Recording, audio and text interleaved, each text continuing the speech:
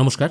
বিভিন্ন সোশ্যাল মিডিয়ায় আমরা অন্নপূর্ণা ভান্ডারের বিভিন্ন রকম ফর্ম দেখতে পাচ্ছি। এটা হচ্ছে এক টাইপের ফর্ম, আবার এটা হচ্ছে এক টাইপের ফর্ম। এছাড়া আরও বিভিন্ন রকম কালারফুল ফর্ম কিন্তু সোশ্যাল মিডিয়ায় ঘোরাঘুরি করছে।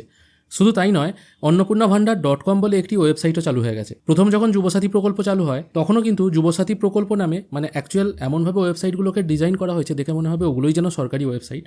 এরকম বিভিন্ন ওয়েবসাইট কিন্তু অলরেডি তৈরি হয়ে যায়। প্রথমেই আপনাদের সতর্ক করে দিতে চাই, এগুলো কিন্তু একটাও সরকারি ফর্ম বা একটাও সরকারি ওয়েবসাইট নয়। অন্নপূর্ণা ভান্ডারের কোনো ফর্ম সরকার থেকে এখনও পর্যন্ত রিলিজ করা হয়নি। এই সমস্ত ফর্মগুলো চ্যাটজিপিটির মাধ্যমে বানানো।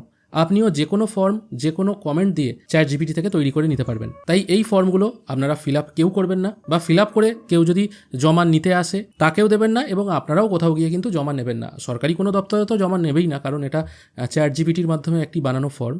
এবং কোনো ওয়েবসাইটে যদি দেখেন যে তৈরি হয়েছে, সেখানে আপনার ডেটা এন্ট্রি করে সাবমিট করতে বলছে, তাহলেও কিন্তু করবেন না, কারণ অন্নপূর্ণা ভান্ডারের কোনো সরকারি ওয়েবসাইট বা সরকারি ফর্ম এখনও পর্যন্ত কিন্তু অ্যাভেলেবেল নয়। ধন্যবাদ।